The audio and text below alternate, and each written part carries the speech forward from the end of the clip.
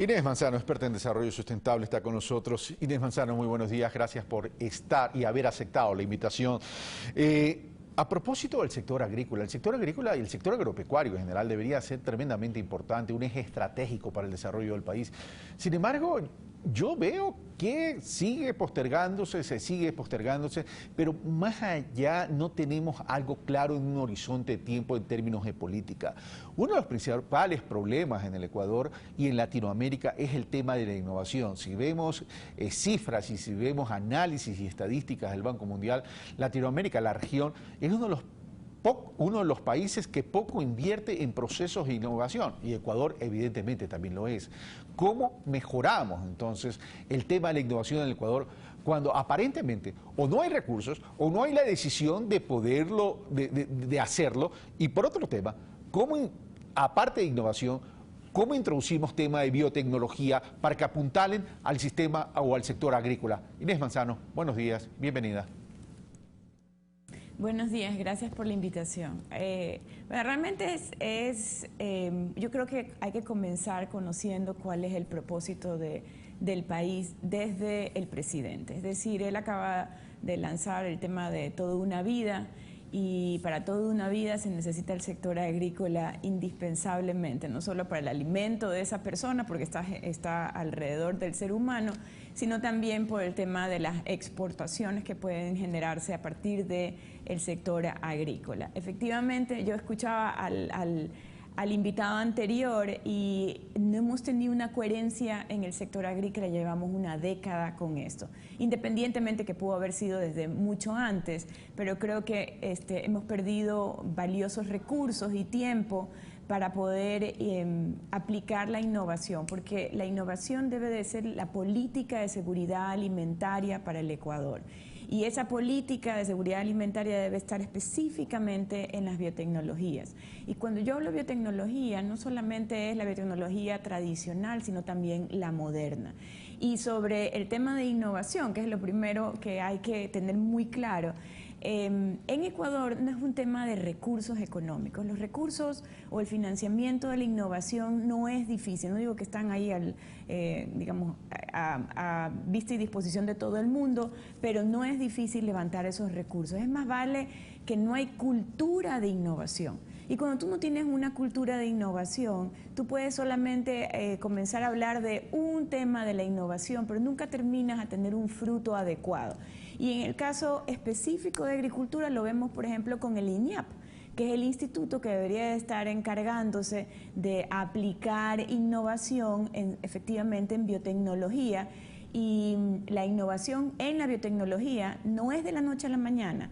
Más o menos son 4 años para que tú puedas sacar una nueva semilla o cepa, por ejemplo, en temas de arroz, que es uno de los temas más importantes en cuanto a que primero que es un producto que se consume internamente. Y ese tema del arroz, por ejemplo, no hemos tenido una nueva semilla, una nueva investigación del INIAP hace muchísimos años, y las 3 que hay son de las empresas privadas. Ahora, pero si demora 4 años, significa que estamos atrasadísimos, pues entonces, mi querida Inés, porque los procesos toman su tiempo, eso es evidente, pero lo que pasa es que esto ha sido un común denominador en la historia del Ecuador, dejar de lado. No siempre fue así, pero en la mayor parte de estos tiempos contemporáneos sí ha sido así, dejar de lado al sector agrícola, al sector agropecuario. Ahora, innovación tiene que ir acompañado con el tema de la productividad. Mayores volúmenes, mayores posibilidades de exportación, asegurar el tema alimentario para el país, etcétera.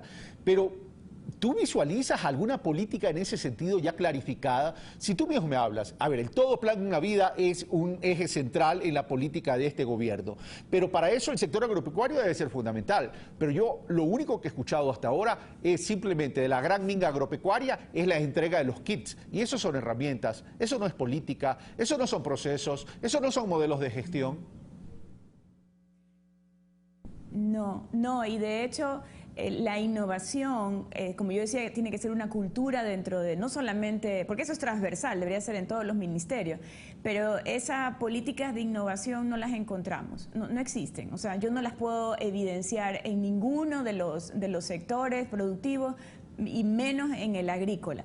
Y sobre todo, el tema de la innovación es en varias fases del sector agrícola, es decir, no solamente para el tema de asegurar alimentos, en la producción de alimentos, en el descubrimiento de nuevas, por ejemplo, semillas que yo puedo utilizar para que embatan mejor herbicidas, las plagas, enfermedades, para que sea más rica seguramente en aceites o tenga algún valor nutritivo. Entonces, ahí hay una fase de innovación que es importante, es decir, en esta que es de la investigación per se.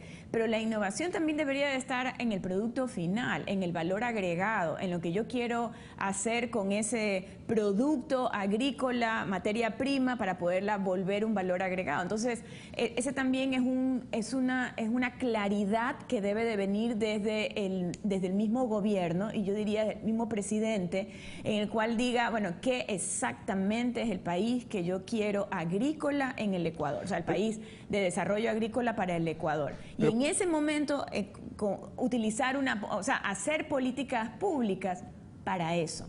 Pero cuando tú me hablas de valor agregado y que la innovación también tiene que estar orientada al producto final, entonces ya estamos hablando de articular producción con agroindustria.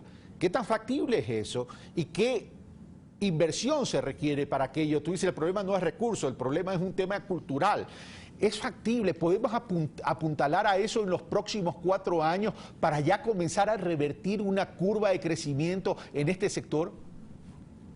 Bueno, es factible porque los procesos de innovación, salvo esta fase que yo hablo acerca de la investigación per se,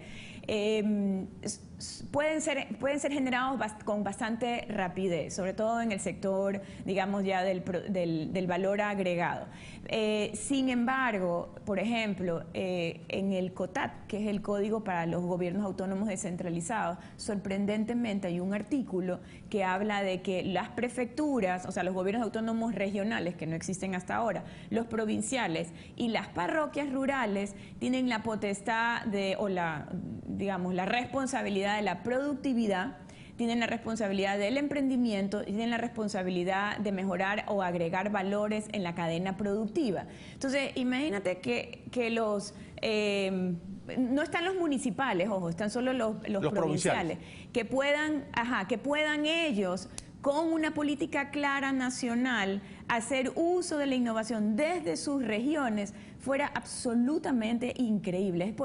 Por ejemplo, se está hablando en Manabí, hay esta Secretaría de la Reconstrucción y Reactivación Productiva. Ellos deberían de estar metidos en este momento en todo lo que tiene que ver con innovación, con biotecnología, con ver el sector agrícola per se. Pero claro, si no tienes una claridad desde el Estado, como es un ministerio, no lo va a tener tampoco esa secretaría. Ya, pero los gobiernos autónomos descentralizados sí lo pueden hacer también. Pero lo que tú me estás diciendo me lleva entonces a algo muy sencillo, es descongestionar las políticas de desarrollo, y eso me lleva a las agendas de desarrollo provinciales que deberían ser regionales, porque los gobernadores regionales todavía no existe esa figura, existe en la letra, pero no existe en la práctica. Pero ¿cómo potencializar entonces la presencia de los pequeños agricultores, de los pequeños productores, ¿verdad?, en términos de generar economía de escala para que se beneficien con esas políticas de innovación, de biotecnología? Porque ahí tenemos otro problema. Tenemos a pequeños productores que no están muy bien preparados, que la política no los ha acompañado, más allá en determinados sectores como el cacao, por ejemplo. Que ha sido un modelo exitoso, pero vuelvo a repetir, por ejemplo, en temas de biotecnología, por decirlo, que vendría a ser una manera de innovar, todavía tenemos tareas pendientes como protección de esa investigación, como cuáles van a ser las sanciones para quien se robe esa investigación, porque sucede que yo cuando utilizo biotecnología en una semilla resulta que alguien me la puede reproducir, la vende y al final del día pues no hay esas regalías. La utilización por parte del INIAP, ellos tienen tienen el poder, digamos, de utilizar una metodología que se llama FLAR para hacer estas investigaciones. Entonces, apuntalar hacia ellos, darles la mayor respaldo posible para que ellos puedan seguir adelante. El tema, por ejemplo, interesante que hemos estado mirando a lo largo de estos 10 años, desde el 2008 que salió la Constitución, de esta prohibición de la biotecnología y después decir prohibición de la biotecnología moderna y riesgosa.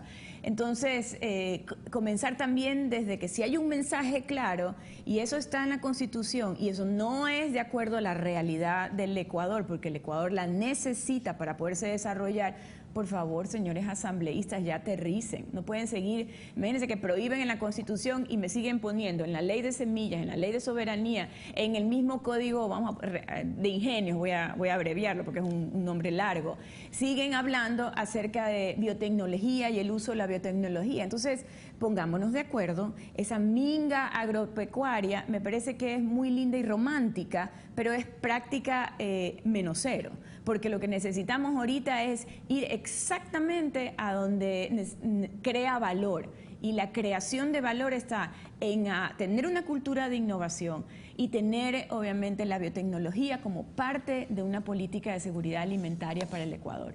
Inés Manzano, muchas gracias por estar con nosotros. Vamos a hacer un pulso político específico sobre estos temas. Un fuerte abrazo. Bueno, gracias. Hemos terminado por el día de hoy. Esto fue Pensamiento Crítico. Soy Carlos Rabascal. Excelente feriado, un fin de semana. Y recuerden, la libertad es como la vida. Tan solo la merecen aquellos que saben conquistarla todos los días. Independencia más libertad, pero libertad es generación de empleo. Libertad es capacidad de desarrollo de un país. Libertad es equidad. Libertad es erradicar la pobreza. Y para eso, esa libertad la construimos todos. Un fuerte abrazo.